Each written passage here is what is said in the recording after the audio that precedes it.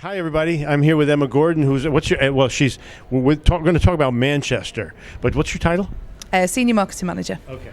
So we're going to talk about Manchester because we're here at Destination Britain, North America in San Francisco, and this is Insider Travel Report. Emma, thanks for talking to us. So let's pick up where we left off. Mm-hmm. First of all, there's always something going on in Manchester. What's new?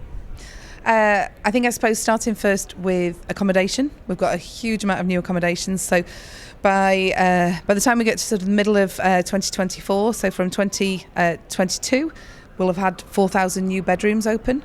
So huge amount of new bedrooms. So absolutely, we need everybody. A lot of football fans. Those, and get lots of football fans, but also obviously lots of other things to do in Manchester as well.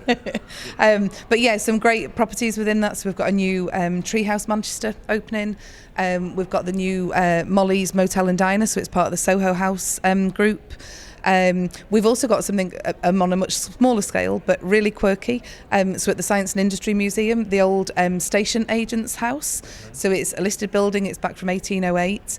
They've just announced they're going to open that up as accommodation. So it's on a very small scale. It can house up to 8 people.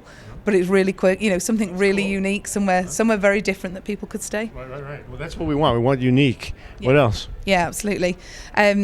On another side of things, then going from the much smaller scale to a much larger scale, we've just had Manchester City Football Club have just announced that they are developing their North Stand, so they're increasing their capacity. But they're also going to be building a new 400-bed hotel. So we go from one extreme to the other.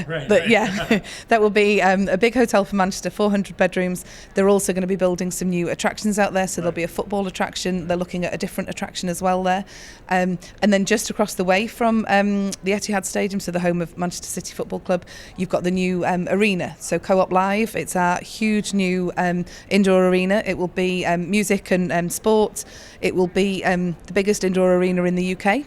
It will also be the greenest indoor arena. So it's fantastic. Everything about it is sustainable, from the solar panels on the roof to the rainwater being collected to use for the flushing the water in the toilets. And so absolutely everything has been thought about. So that opens in April, and they've announced some of the first acts there. So really exciting. And really accessible too, because that's another mandate of the whole Visit Britain, that things are accessible. So absolutely. And even with Manchester City, people think, I suppose, sometimes that with the tours, because they're stadiums with lots of stairs and things, absolutely, it's fully accessible to be able to do the tours. So What else?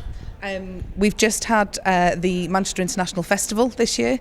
So it's our biannual festival. So we had it July this year, but it was for the first time, it was in its new home, which is Aviva Studios. So it's the home of Factory International. So our brand new Arts and Culture Centre, £186 million venue. So it's just open for the festival.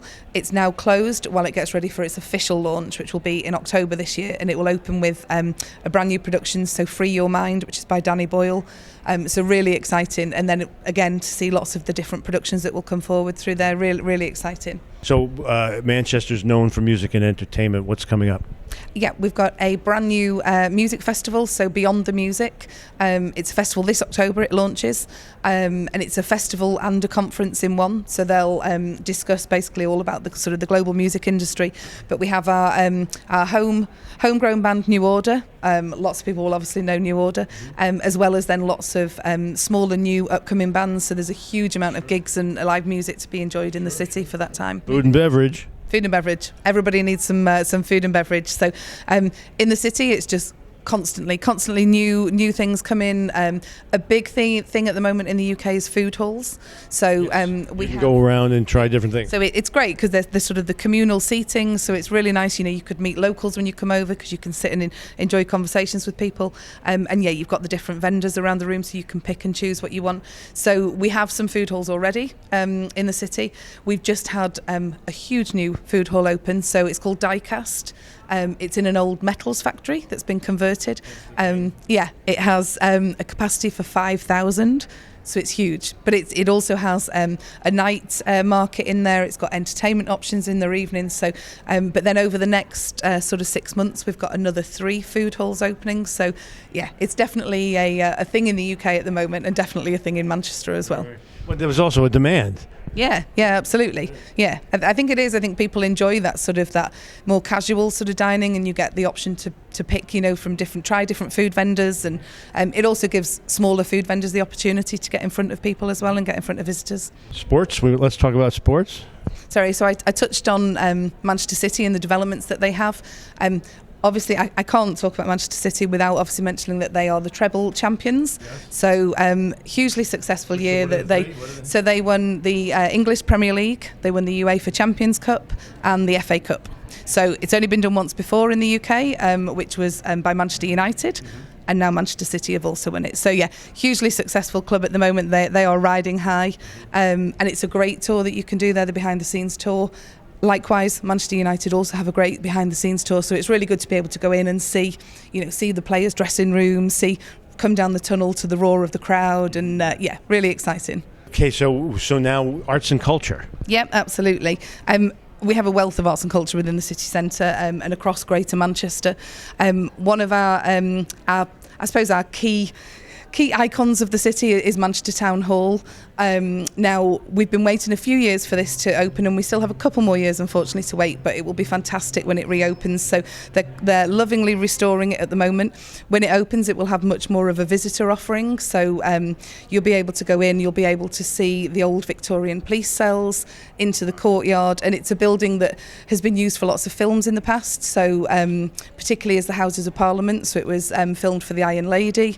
Okay. Lots of other films, very sort of Harry Potter-esque. Sure. So, beautiful building, but it'll be great that we'll have much more of a visitor offering when it opens. Sadly, has been pushed back to early 2026, but you never know, we might be able to get it earlier. Right. Do you want to talk about Manchester Museum? Yeah, sure. So Manchester Museum, a huge museum for the city. It's just undergone a renovation, and it opened this February with a new exhibition, which was the Golden Mummies of Egypt exhibition that we've got through till this December. But it's an amazing building, absolutely stunning building. So even for the building just alone, it's fantastic. But then it has a huge array of collections in there, really worth a visit. Is there anything else? Absolutely. The other thing that we have, I suppose, that's hot off the press is that we have a new Visitor Manchester Pass.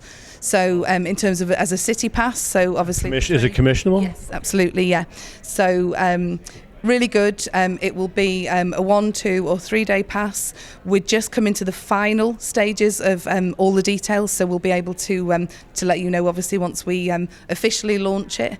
But lots of the attractions in Manchester and surrounding area will be included. But that reminds me, travel advisors should know how many days to comfortably cover Manchester. Yeah, absolutely. Get 2 passes. get to for 6 days. Yeah. What do you think? Yeah, I'd say I think you should look to spend sort of 2 to 3 days in Manchester. I think a lot of people will use it as either a starting point. So absolutely fly into the city. We've got the non-stop flights from across the US and Canada. Be able to come in, explore the city, and then use it either as a starting point to travel around, whether that's across to North Wales, whether it's up through the north of England, so to the Lake District, Chester, Liverpool, York. Even up to sort of the northeast, up to Durham, so areas that people perhaps a little bit undiscovered. Right. Or it's great also to use as a hub and spoke destination, so you can base yourselves in the city. Mm-hmm. As I said, we've got a wealth of accommodation, but we've also got lots of day trips available, so you can base yourself, explore the city, enjoy the evenings, enjoy the fantastic restaurants we have, but then also you can do day trips across to North Wales, down to the Peak District, up to the Lake District. So yeah, absolutely lots on offer. A great city with a lot of character, but not crowded like London. Yeah, absolutely. I think it's that thing, isn't it, that you can really explore Manchester, but you can pop into the pub and you'd get to chat to a local. You'd be sat with somebody probably from Manchester that you can chat and get to really meet the locals that way as well. Did we cover everything? Feel good? Okay. Yeah, I think so. All right, so travel advisors, please, what you just heard is really the summary. You gave a good summary, the fact that it could be a destination or it could be a hub. Uh-huh. So please think of Manchester. And Emma, thanks for talking to us. You're welcome. Thank you. This is Alan Fine for Insider Travel Report.